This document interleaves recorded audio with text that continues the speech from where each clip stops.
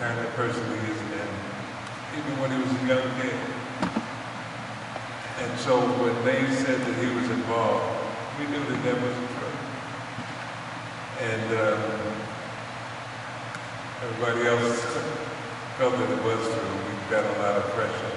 But we kept telling them that that's not true. That Yusef was not, if they say Yusef was involved, then it didn't happen. But there are many young men, just like Yusef, who are in prison for the same reason.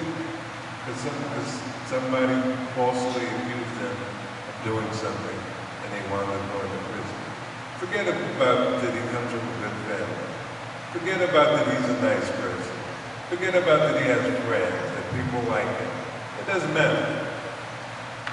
He represents an income. He represents a job for some people. And that's all they cared about. As I said, there are several things that have happened, and Yusef is right. Had it not been for the invention of the cell phone camera, we wouldn't even be talking about a lot of these things.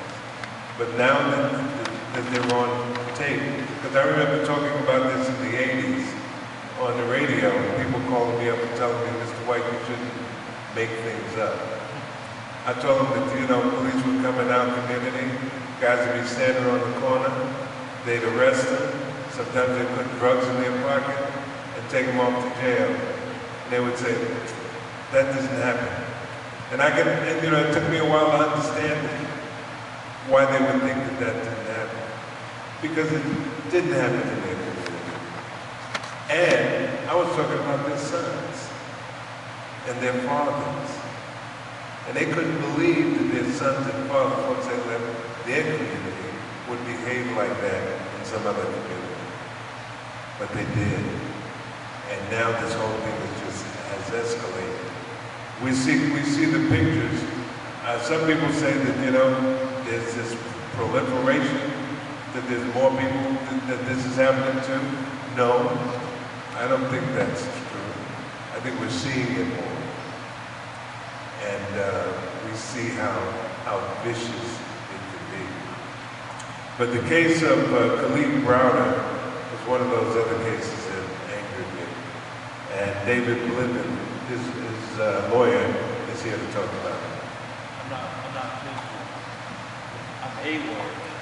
Just to clarify, I'm not his lawyer, Khalid Browder. David Bliven, a lawyer, is here to talk.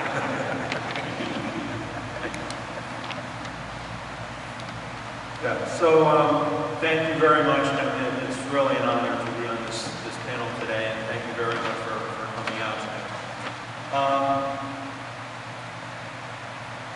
Yusef and the thousands of other, and millions of other Yusufs were to the rich and powerful the crust, the extra, the surplus. Society didn't provide decent housing, decent jobs, decent schools, decent programs, or a decent way of life, because the Yusufs of the world didn't matter. From the perspective of those in power, black lives didn't matter then, and they don't matter now, not to the capitalist class. Indeed, when, in the history of this country, did black lives ever matter to them? The system, I submit, needed the Central Park 5 to exist in the first place. There were probably hundreds of rapes in this city that year, but only one stayed in the press headlines every day for weeks on end.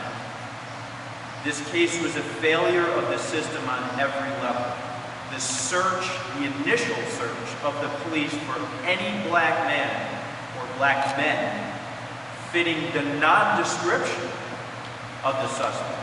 The lockdown of the community, this community, the denial of a parent during questioning of youth, the denial of a lawyer during questioning, the mental torture of the interrogation that the Central Park 5 suffered, the assignment of court-appointed lawyers that were paid a small fraction of what private lawyers were paid, the media who hyped the case to fit the racist narrative, they wanted the broader society to believe, and the extremely long road for them to get any semblance of justice.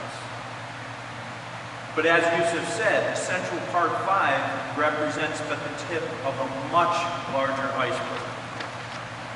As Michelle Alexander said in her book, The New Jim Crow, the U.S. imprisons a greater percentage of its black population than did South Africa at the height of apartheid. This new age of mass incarceration occurred at the same time the Reagan administration was constructing the war on drugs, which led from the incarceration rates of about 200,000 people in the early 1970s to almost 2.5 million today. At the same time that this was going on, the Reagan administration drastically cut funding for mental health services and facilities. There are now more people with mental health problems in prisons than there are in mental health facilities. And it's key to keep in mind that this was a bipartisan project. For most of the Reagan years, Democrats controlled at least one, if not both, houses of Congress.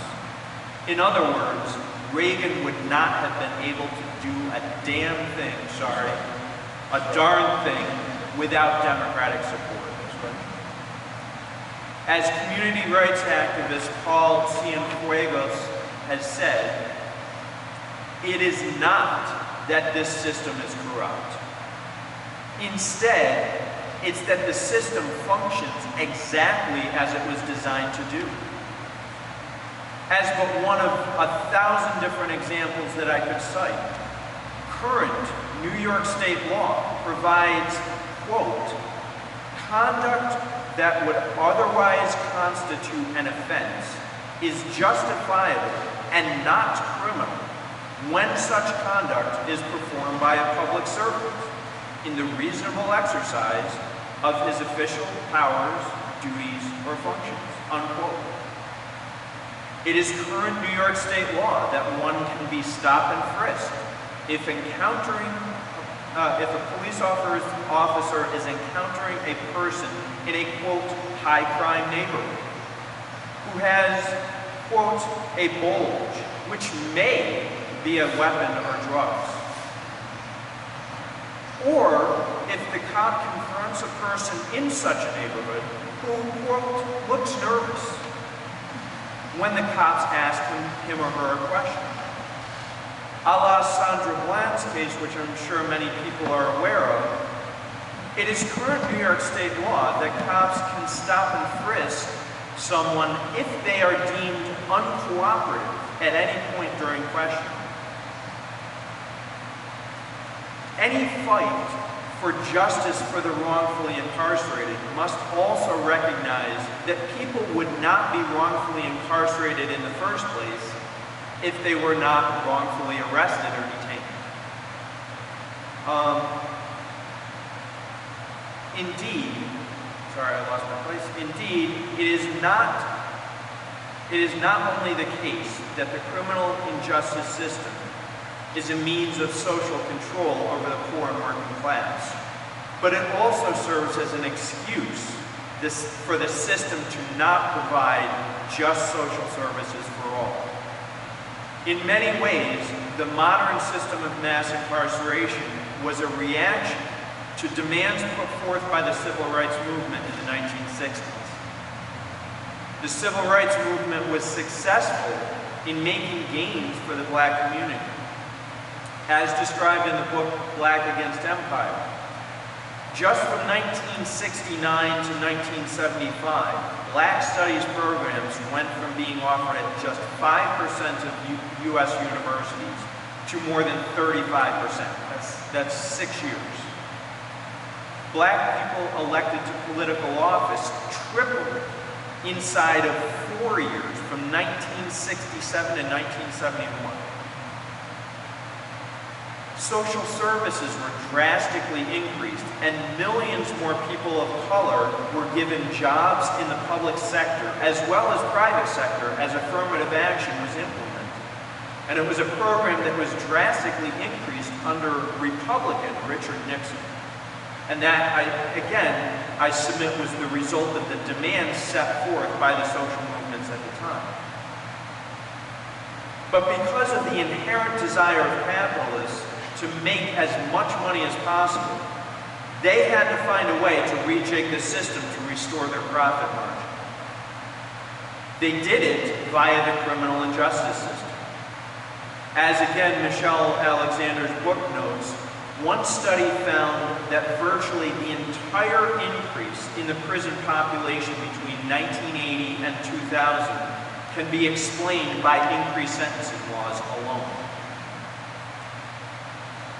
As Angela Davis remarked in her book, Are Prisons Obsolete?, which is a great book I would highly recommend activists to read it.